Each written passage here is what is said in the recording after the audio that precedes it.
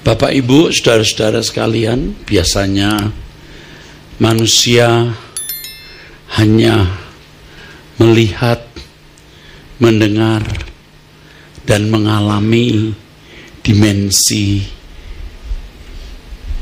jasmani. Biasanya manusia hanya dapat meraba, melihat, mendengar, dan mengalami dimensi lahiriah. Padahal dalam hidup ini, saudara, ada dimensi lain. Dimensi yang kita harus masuki. Dari zaman perjanjian lama, saudara, sampai perjanjian baru, ada dimensi yang dimunculkan. Walaupun dimensi itu tidak banyak dan tidak dialami oleh banyak orang, tapi ada. Tapi ada, saudara. Ketika Yakub melihat langit terbuka, lalu malaikat turun naik di tempat yang disebut Betel, Yakub mengalami perjumpaan dengan dimensi tersebut. Ya, mengalami perjumpaan dengan dimensi tersebut. Yakub, saudara. Ketika Musa melihat ada belukar yang terbakar, tapi tidak angus. Lalu dari belukar itu ada suara, jangan mendekat. Artinya kamu lepaskan kasutmu atau sepatumu, karena tempat yang kau injak itu kudus. Padahal itu tanah yang mungkin sering dia injak, saudara. Tapi hari itu menjadi kudus. Ini dimensi yang tidak biasa, ya saudaraku. Seperti yang dilihat oleh Elisa dan bujangnya. Ternyata ada sepasukan tentara Allah yang mengelilingi mereka, yang melindungi mereka, saudara. Belum lagi penglihatan-penglihatan yang dialami Daniel, saudara. Di perjanjian baru kita melihat kisah mengenai gembala-gembala di padang Efrata yang menyaksikan malaikat memuji Tuhan, lalu memberi berita bahwa telah lahir juru selamat dunia. 3 murid Yesus melihat Musa dan Elia berdialog dengan Yesus, lalu saudara, Tuhan Yesus bercahaya, bercahaya kemilau. Paulus juga, yang sebelumnya namanya Saulus, ketika dia menganiaya orang-orang Kristen ke kota Damsyik, Tuhan Yesus mendatangi Saulus. Tidak semua orang mendengar suara, Saulus, Saulus, mengapa engkau aniaya aku? Tetapi Saulus mendengar. Ada dimensi itu, saudara. Kalau negatifnya, saudara, ada orang-orang yang bisa lihat roh jahat, tapi ada orang yang tidak bisa lihat roh jahat. Kamu lihat nggak orang tadi itu yang berdiri di sana, mukanya jelek sekali, menyeramkan. Saya nggak lihat. Iya, temannya tidak lihat, tapi dia lihat. Itu peristiwa bukan 1-2 kali saya dengar, saudaraku. Bau busuk, padahal tidak ada bangkai. Ada yang mencium bau itu, tapi ada yang tidak mencium. Kau bau nggak? Enggak. Bau. Ada dimensi. Mengatakan ini kepada saudara, saya bermaksud untuk mengajak saudara meyakini bahwa Allah itu hidup dan nyata. Ada dimensi di luar yang kita bisa raba ini, dimensi di luar apa yang kita lihat, bisa kita dengar dengan panca indera kita. Dan dimensi itu bukan dimensi yang tertutup untuk kita, dimensi yang bisa kita masuki, yang bisa kita alami, saudara. Tuhan memberi kesempatan kita yang sungguh-sungguh masuk dimensi tersebut. Tentu bukan untuk gagah-gagahan kita, untuk kesenangan kita, tapi untuk kemuliaan Allah. Tahun 2004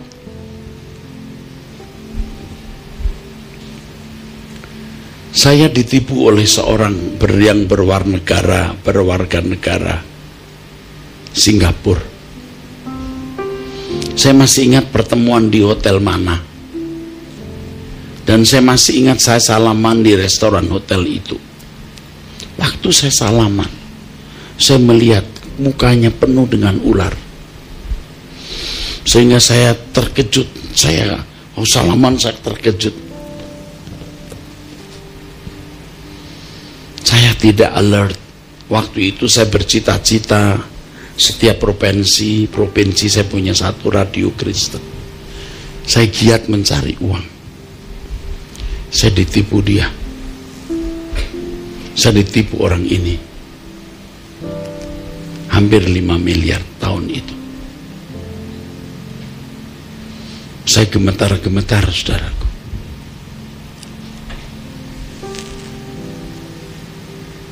Itu dimensi yang Allah bukakan. Waktu saya usus buntu pecah, saya ada di ambang antara hidup dan mati. Saya juga punya pengalaman alam roh. Saya tidak mengatakan itu pasti Yesus secara fisik, tapi saya bertemu dengan satu sosok yang wajahnya keras, seperti pekerja keras, dan ada orang menunjuk itu Yesus. Saya tubruk kakinya. Saya mau berkata, Tuhan, aku sudah menyelesaikan tugasku. Tetapi Tuhan berkata, Eras, melayani aku bukan begini, tapi begini. Tapi saya tidak tahu maksudnya waktu itu. Tahun berganti tahun, Tuhan bukakan rahasia mengenai corpus delicti. Terus baru saya mengerti hari ini bagaimana menjadi seorang yang full timer untuk Tuhan.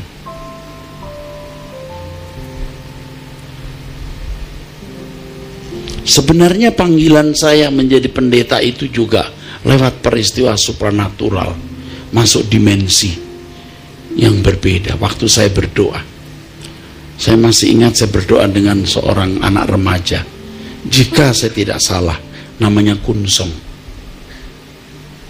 Dia menemani saya di kampung, namanya Kampung Jati, di daerah Tambun. Ya, dari Tambun bukan belok kiri, belok kanan, belum ada jalan tol. Waktu itu saya masih bercita-cita mau jadi dokter. Waktu berdoa, saya melihat salib. Saya lupa ingat, karena saya tidak pernah menceritakan ke orang lengkapnya apa. Tapi kira-kira Tuhan memanggil saya bukan untuk jadi dokter. Lalu besoknya saya temui Om Saari, pendeta saya, berkata, Om, saya mau masuk sekolah Alkitab.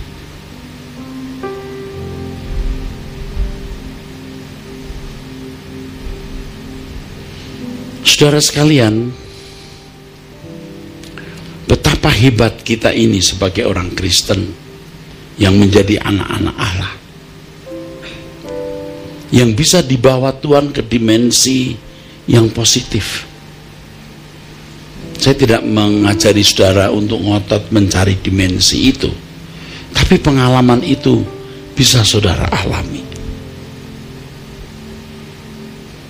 baik secara nyata-nyata maupun setengah nyata.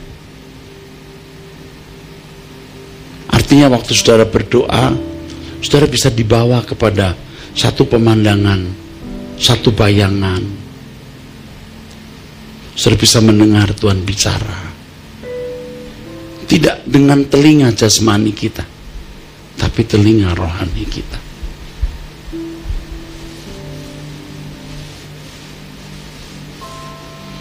Hari ini saya dengan Pak Andris membaca itu ya, Abam ya. Ada seorang ibu yang anak sulungnya meninggal. Dia stres. Dia pergi dari mana ya rumahnya ya? Sulawesi atau di mana? Oh, rumahnya Kupang. Dia ke Surabaya. Dia pergi ke Sutos, Surabaya Town Square. Saya lagi khotbah di situ. Kan jarang saya khotbah. Waktu saya khotbah saya turun. Saya bicara kepada ibu itu. Tuhan yang memberi, Tuhan yang mengambil. Saya tidak tahu masalahnya. Dia mengirimkan Abam hari ini dan kami baru membaca. Itu tidak dimensi biasa. Menceritakan ini bukan mau sombong atau sok. Tuhan bisa bicara begitu. Dan ini satu dari sekian banyak. Hari kemarin juga saya bertemu dengan satu keluarga. Keluarga ini pengusaha di Bali. Dia diubahkan Tuhan lewat truth.id, doa pagi.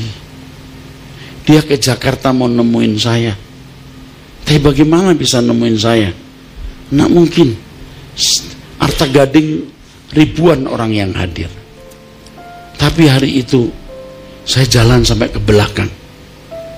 Hampir ke tengah. Saya salamin dia.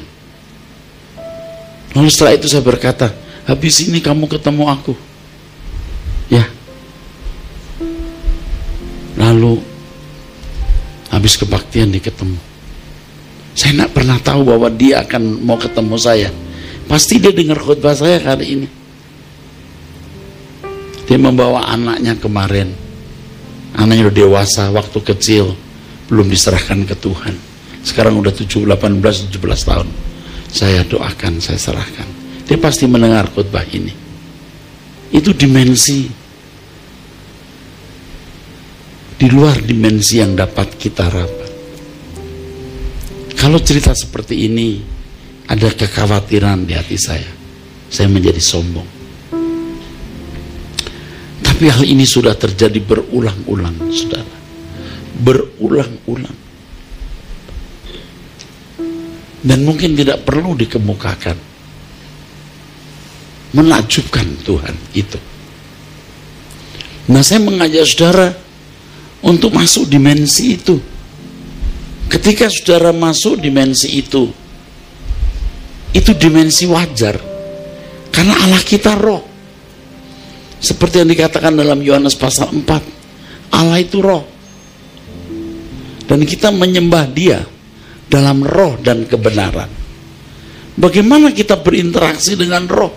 Tentu ada dimensi di luar dimensi yang kelihatan ini.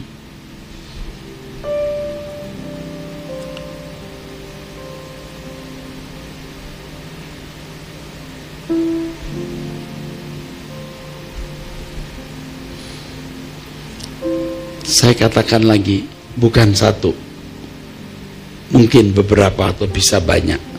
Dan orang sekitar saya yang dekat saya tahu seringkali kejadian hal seperti itu. Saya hanya mau memberitahu, kita punya Allah yang hidup, yang bisa berbicara kepada kita.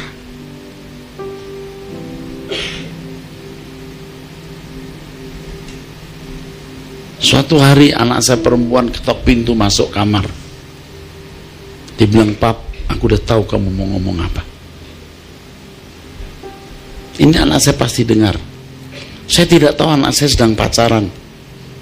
Sungguh, saya tidak tahu kalau sedang pacaran. Lalu saya beritahu, selalu saya katakan, "Kamu mau bicara soal pernikahan kan?"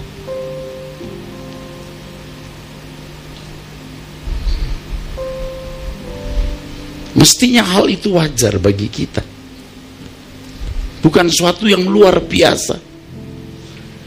Ketika saudara saya tawarkan dimensi ini untuk saudara alami, saudara tidak bisa hidup main-main lagi.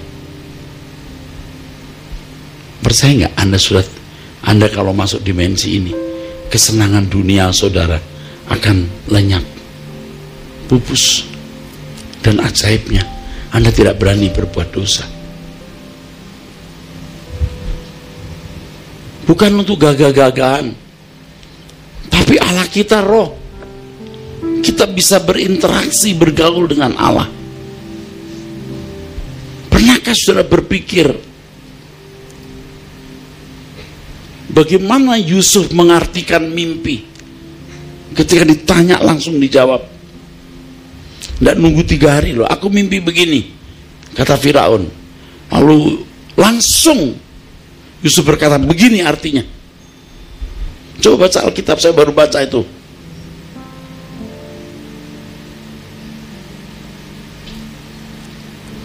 Tapi Yusuf memang orang luar biasa, saudaraku. Dia mengembalakan domba dengan saudara-saudaranya. Dia tidak ikut terlibat dengan dosa saudara-saudaranya. Karenanya dia bisa mengadu. Dia dibenci, dijahati. Tapi ketika bapaknya Yakub berkata, "Kamu tengok saudara-saudaramu, bagaimana kabarnya?"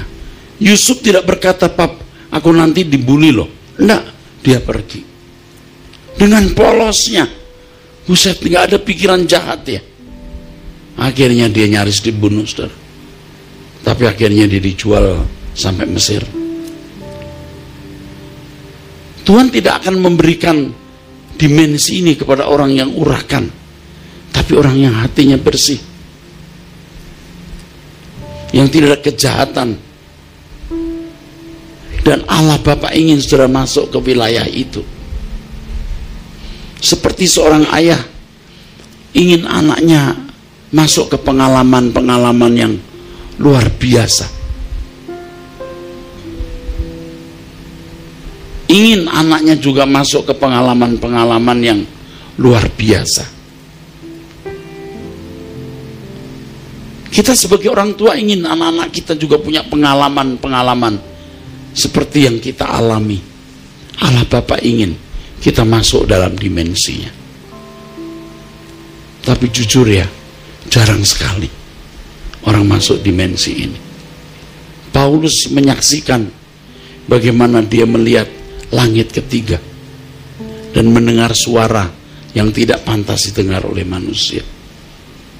Yohanes di Pulau Patmos mendapat penglihatan yang begitu banyak. Kenapa hal ini hilang? Dan hari ini Tuhan bicara kepada kita, kepadamu, kepadaku. Ayo masuk dimensi ini kembali. Tuhan pasti berbicara. Saya sering mendengar suara Tuhan, khususnya waktu saya mau khotbah. Saya mau khotbah apa Tuhan? Set, set.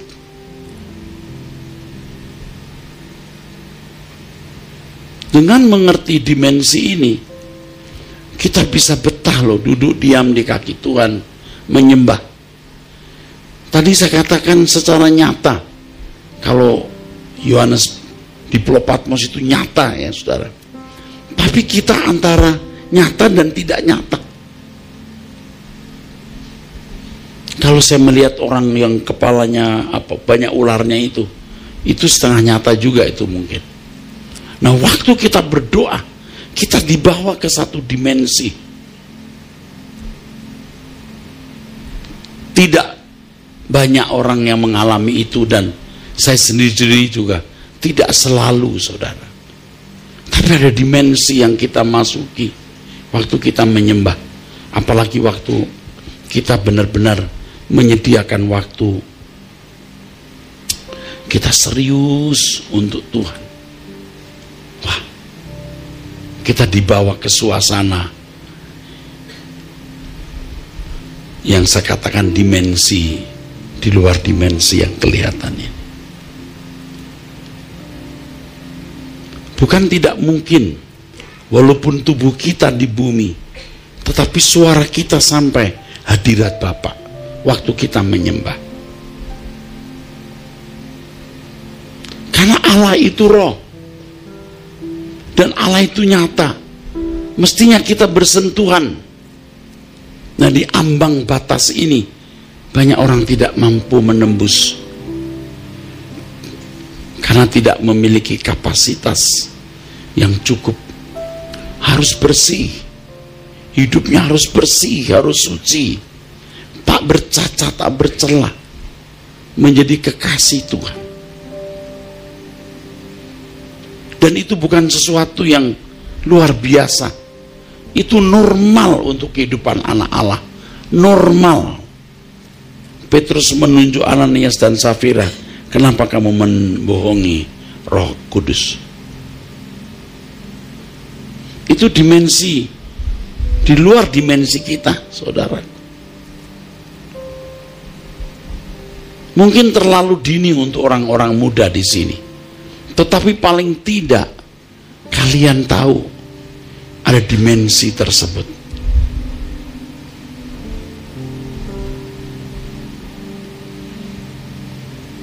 Saya bersyukur saya punya lagu-lagu yang sebenarnya ke arah ini. Saya mengalami perjumpaan yang itu tidak bisa dibangun dalam satu hari, bahkan tidak cukup dalam satu minggu, mungkin bertahun-tahun, saudara.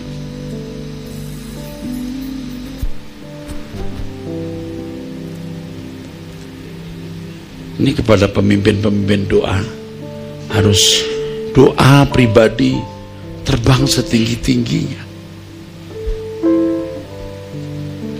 Air mata kita itu air mata yang betul-betul tulus.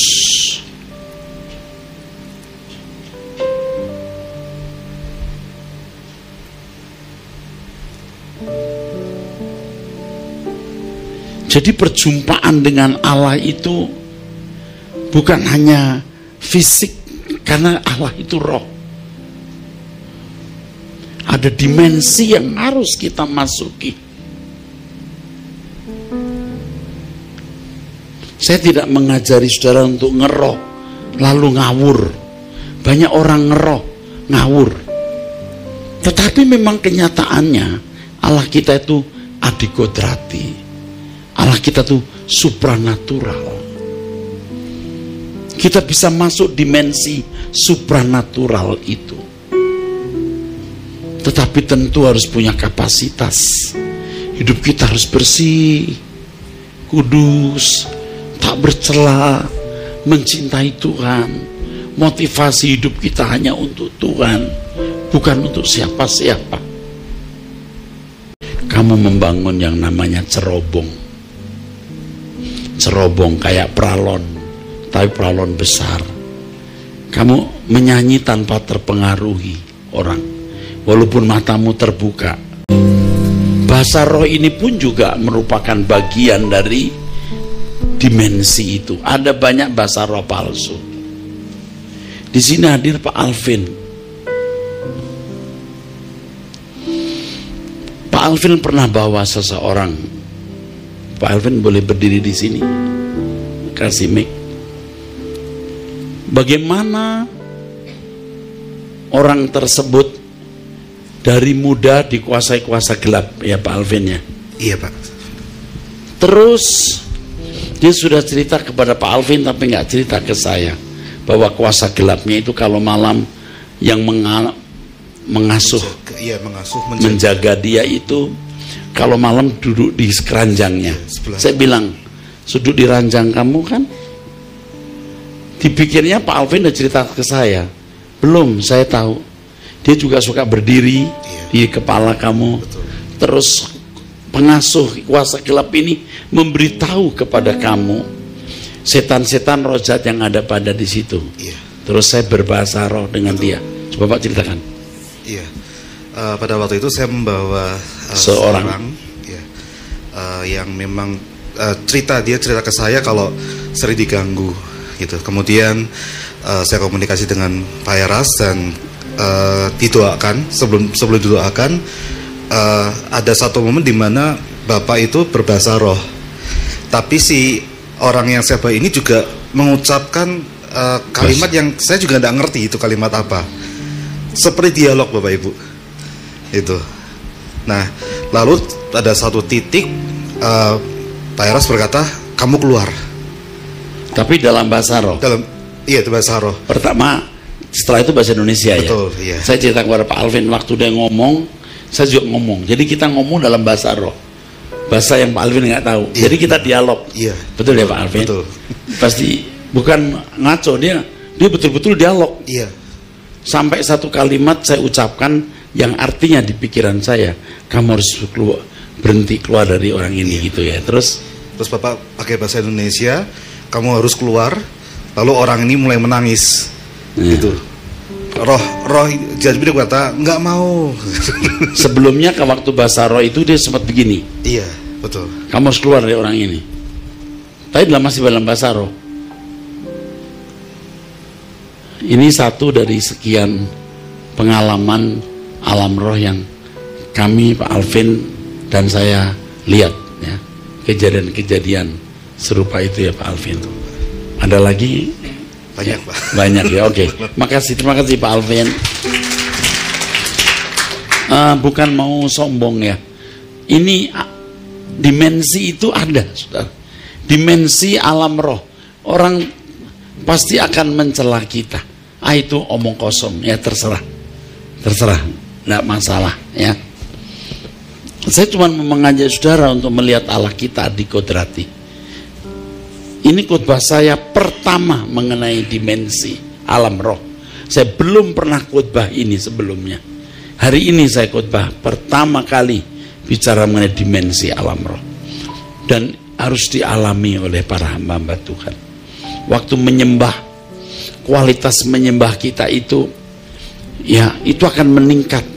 Kita seperti masuk di dimensi itu. Seberapa dalam kita masuk, itu akan menjadi bekal kita menghadirkan hadirat Tuhan, mengimpartasi hadirat Allah tersebut. Ya, worship leader ingat, duduk diam di kaki Tuhan, temui Tuhan, alami Dia. Kalau tokoh-tokoh perjanjian lama dan perjanjian baru bisa mengalami Tuhan begitu real, kenapa kita tidak memiliki pengalaman yang sama, yang real, saudaraku? Semua serba diformatkan secara sistematis. Saya dosen sekolah tinggi teologi, saya pemimpin STT. Bukan hanya kali ini, sebelumnya saya pun juga rektor jadi sebuah perguruan tinggi, sekolah tinggi teologi. Saya mengerti apa artinya sistematika teologi, apa artinya kesahihan penalaran, keabsahan penafsiran. Tetapi alam roh, dimensi yang saya maksudkan, ya, dimensi rohani, spiritual realm, divine realm. Ini sesuatu yang tidak bisa ditulis atau sulit. Verifikasinya tidak bisa ditemukan ala sains, tapi harus melalui pengalaman pribadi. Jika seorang memasuki pengalaman ini, sulit dia berbuat dosa, saudara. Dia akan berhati-hati, akan memiliki kegentaran akan Allah, Dia tidak akan membanggakan, tidak akan menjadi sombong dari pengalaman itu. Paulus menyimpan belasan tahun pengalaman dia naik ke langit ketiga, saudaraku. Ya, dia simpan supaya tidak menjadi sombong. Ya saudara, Tuhan memberikan duri dalam daging. Tapi Paulus sendiri mengerti bahwa itu berpotensi menjadikan dirinya sombong. Saya sering cerita kepada beberapa teman, dan beberapa teman tahu bagaimana marifat itu diberikan. Lalu saya katakan satu kalimat, dan mereka selalu dengar, saya takut jadi sombong. Tuhan tolong aku. Benar, saudaraku. Jadi saudara semua, ayo. Saudara sudah menembus kepadatan lalu lintas, cuaca yang buruk, hujan, saudara masih mau datang di gereja. Saudara pasti memiliki keistimewaan, walaupun mungkin tidak semua, tapi saudara pasti punya keistimewaan. Allahmu itu hidup nyata, harus kita alami, karena Allah itu nyata. Harus kita alami. Kalau Tuhan berkata cari wajahku, kita bisa mengalami perjumpaan dengan Tuhan, kecap Tuhan, kita bisa mengalami. Mengapa orang-orang dulu di dalam perjuangan mereka mempertahankan iman di gereja pada zaman gereja mula-mula begitu berani, saudara, kehilangan harta, nyawa, keluarga, mereka begitu berani. Mereka telah masuk satu dimensi keyakinan Tuhan akan datang pada zaman itu. Tadi sudah saya katakan ada dimensi yang nyata-nyata, tapi ada yang setengah nyata. Seperti waktu kita berdoa dan seperti yang sekarang sedang saya katakan, mereka memiliki kesaksian di dalam batin adanya Allah yang hidup, kesaksian dalam batin Raja yang akan datang, Yesus Kristus. Seperti yang dialami oleh Abraham. Kita membaca Ibrani, ini juga dimensi. Ibrani pasal 11, saudaraku, ayat 13. Ini terkait dengan orang-orang Kristen yang begitu berani mati demi pekerjaan Tuhan. Yang ini saudara dan saya harus miliki, ya. Dalam iman mereka semua, Abraham, Ishak dan Yakub telah mati sebagai orang-orang yang tidak memperoleh apa yang dijanjikan itu. Negeri itu maksudnya, yang direncanakan dan dibangun oleh Allah sendiri. Ini langit baru, bumi baru yang nanti kita akan memerintah bersama Tuhan Yesus. Tetapi yang hanya dari jauh melihatnya, emangnya ada? Dari jauh melihat, emangnya ada? Dan melambai-lambai kepadanya, emangnya ada? Dan yang mengakui bahwa mereka adalah orang asing dan pendatang di bumi. Dia melihat dimensi nyata, ya saudaraku, seperti Yohanes di Pulau Patmos itu,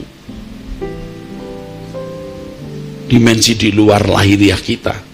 Tapi ada dimensi yang tidak nyata seperti itu, tetapi kita harus miliki seperti Abraham, melambai-lambai. Dia telah membayar harga ketekunan, harga kesetiaannya, sampai negeri itu nyata di matanya.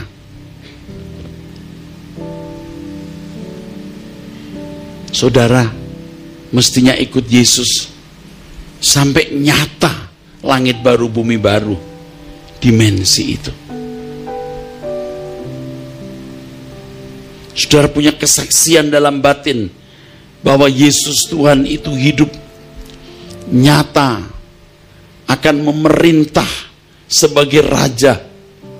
Begitu kuat saudara masuk dimensi itu, sampai saudara akan rela mengorbankan apa saja demi pekerjaan Tuhan. Dia sudah melihat yang orang tidak melihat. Dalam khotbah beberapa kali saya katakan, seiring berjalannya waktu, saya bisa menghayati betapa mengerikannya terpisah dari Allah. Emangnya dari dulu nggak tahu? Ya dari dulu sekolah minggu sudah tahu. Di dalam dunia ada dua jalan, lebar dan sempit. Mana kau pilih? Yang lebar itu api, tapi yang sempit hidup bahagia. Sudah tahu. Surga neraka sudah tahu. Tapi saya belum masuk dimensi itu. Masih hanya dalam pengetahuan pikiran. Saya belum masuk kepada dimensi itu. Tapi makin kita dewasa rohani, kita makin bisa merasakan betapa mengerikannya terpisah dari Allah. Sebaliknya, betapa indahnya kerajaan surga. Anda bisa nangkep nggak ya? Amin. Bukan maksud sombong. Kalau orang tanya, kok Pak Eras gila-gilaan begini ya? Saya kalau mau menjawab dengan jawaban lain sesuai khotbah saya hari ini, jawaban saya adalah, saya sudah lihat dimensi itu. Saya sudah lihat dimensi itu. Kalau dulu naik pesawat gerubak-gerubuk takut, sekarang tidak bisa takut. Bukan sombong, tidak bisa takut.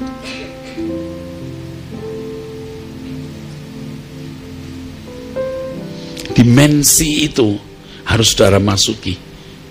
Kalau dimensi alam roh, seperti Yohanes di Pulau Patmos, kita tidak alami. Tapi dimensi di dalam kehidupan persekutuan dengan Allah, di luar yang kelihatan ini, harus kita alami.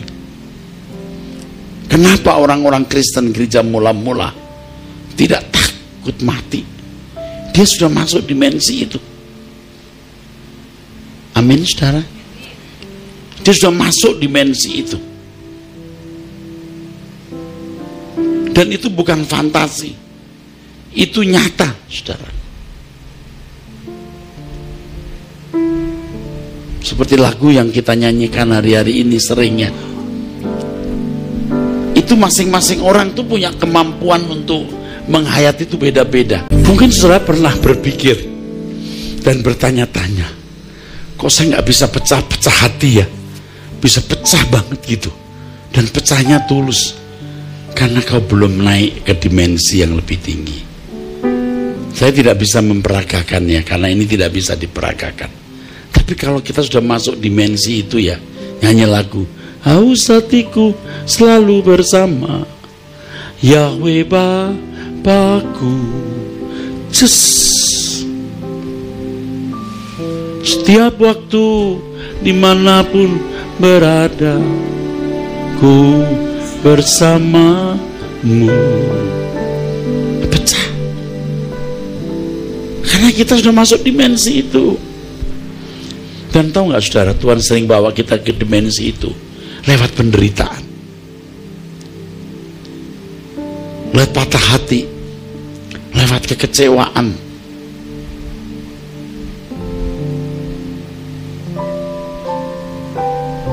Saya ulangi, ada dimensi seperti yang dialami oleh itu, dimensi supranatural yang nyata-nyata, ya supranatural. Tapi ada dimensi supranatural juga, saudara. Tapi nggak nyata-nyata seperti penglihatan Yohanes. Saya belum dapat istilah. Nanti saya akan dapat istilah. Sekarang belum. Ada dimensi itu.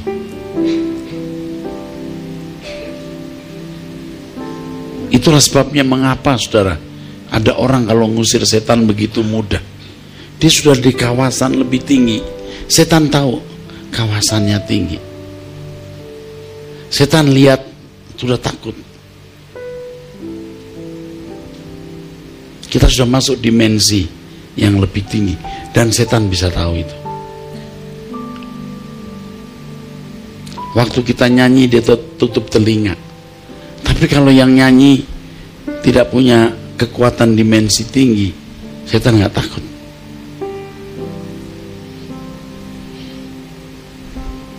Abraham sudah melayat dan melambai-lambai. Dari jauh dia melihatnya. Ini nggak melihat dengan mata jasmani, karena belum ada negeri itu. Kok dia bisa lihat? Ini di dalam dimensi supranatural.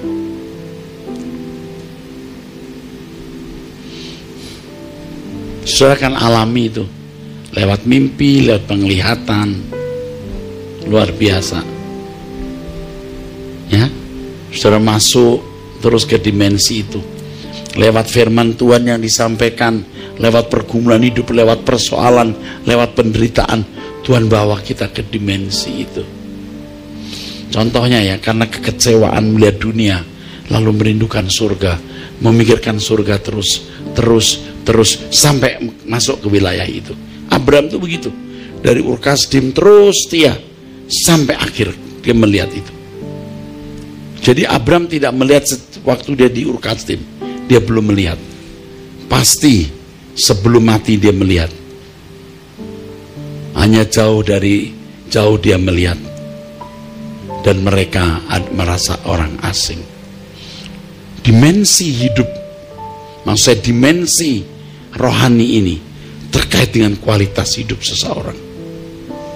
Jadi kalau seseorang sudah punya kualitas hidup yang baik, dia punya dimensi itu. Bersama. Tidak mungkin orang berantakan punya dimensi itu. Tidak mungkin. Cukup ya pesan Tuhan hari ini. Sampai di sini. Tuhan memberkati.